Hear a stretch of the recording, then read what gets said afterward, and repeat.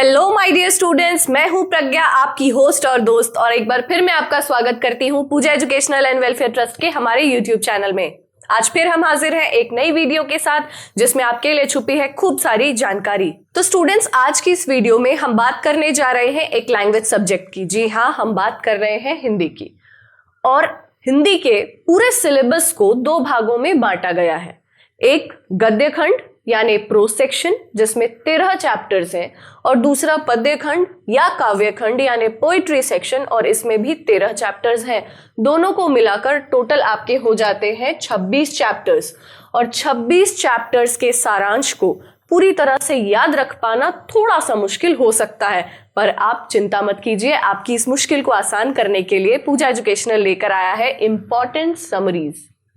Students, Hindi हो या English, अगर हम इन दोनों की ही बात करें और व्याकरण को अगर छोड़ दिया जाए, तो आप ये ध्यान दीजिए कि कोई भी जो स्टोरीज हैं, अगर आप उसकी समरी को याद रख लेते हैं, अगर आपको उसका सारांश आपके ध्यान में है, तो 75 to 80% काम तो आपका केवल इसी से हो जाता है।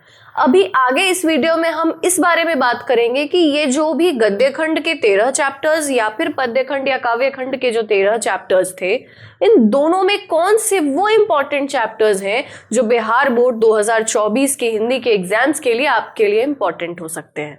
तो students, Bihar board intermediate exams 2024 के द्वारा जो मॉडल क्वेश्चन पेपर्स जारी किए गए हैं, उन्हें ध्यान में रखते हुए और पिछले 10 साल के जो प्रीवियस क्वेश्चंस है, प्रीवियस ईयर जो क्वेश्चंस है, उन सब का एक निचोड़ तैयार किया गया है स्पेशली आपके लिए। अगर आप इन 4 या 5 टॉपिक्स को कवर कर लेते हैं, तो मुझे लगता है समरी वाले पॉइंट में या इस क्वेश्चन में 100 मार्क्स आप आसानी से स्कोर कर सकते हैं। 100 मार्क्स कहने का मेरा मतलब है कि ये समरी का जो सेक्शन आपके लिए आएगा, चाहे वो 5 नंबर का हो या 10 नंबर का हो, जितने भी मार्क्स का हो, अगर ये आपके ध्यान में रहेंगे तो उस क्वेश्चन में 100% मार्क्स स्कोर करने की आपकी पूरी गारंटी हो जाएगी। अब बात कर लेते हैं हम उन टॉपिक्स, उन चैप्टर्स की, जिसमें पहला आप देख सकते हैं गद्य खंड की हम बात कर रहे हैं, जिसमें पहला आप देख सकते हैं जूठन, जो लिखा गया है ओम प्रकाश वाल्मीकि जी के द्वारा। दूसरा है रोज, जो लिखा गया है सच्चिदानंद हीरानंद वात्सल्य अज्ञेय जी के द्वारा।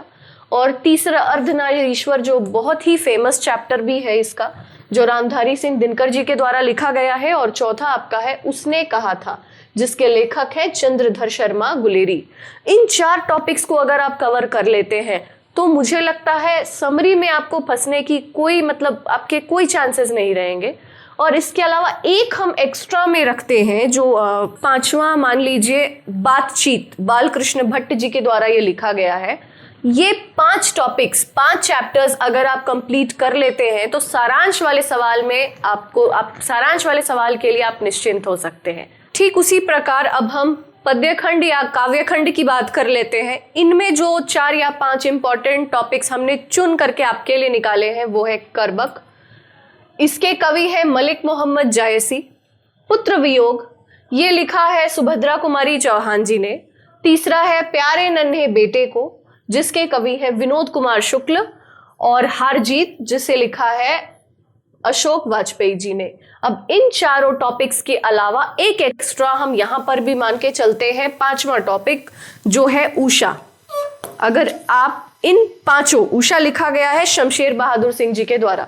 अगर इन 5 कविताओं को आप ठीक से इनकी समरी को पढ़ लेते हैं, इनका सारांश आप ध्यान में रख लेंगे, तो चाहे दोनों ही खंडों में आपको इसमें फंसने की कोई गुंजाइश नहीं बनेगी। और अब सबसे इंपॉर्टेंट बात, अरे भाई, हमारी वीडियोस को लाइक करिए and please subscribe to our channel Pooja educational and welfare trust. और स्टूडेंट्स, हम जो लास्ट मोमेंट पे वीडियोस अपलोड कर रहे हैं, मैं मानती हूँ थोड़ा लेट है ये, लेकिन ये जो लास्ट मोमेंट टिप्स होती है ना, कभी कभी ये आपके पेपर में आपके मार्क्स को इंक्रीज करने में एक बहुत बड़ा रोल प्ले कर देती है। तो इन लास्ट मोमेंट टिप्स का फायदा आप भी उठाइए। And yes, please do share this with all your classmates. तो इसी के साथ हमारी ये इंफॉर्मेटिव वीडियो समाप्त होती है। उम्मीद करती हूँ आपको वीडियो पसंद आएगी, और हमारे बाकी सोशल मीडिया प्लेटफॉर्म्स को फॉलो करना ना भूलें। लिंक डिस्क्रिप्शन बॉक्स में दिए गए हैं। And all the very best, bye bye, take care.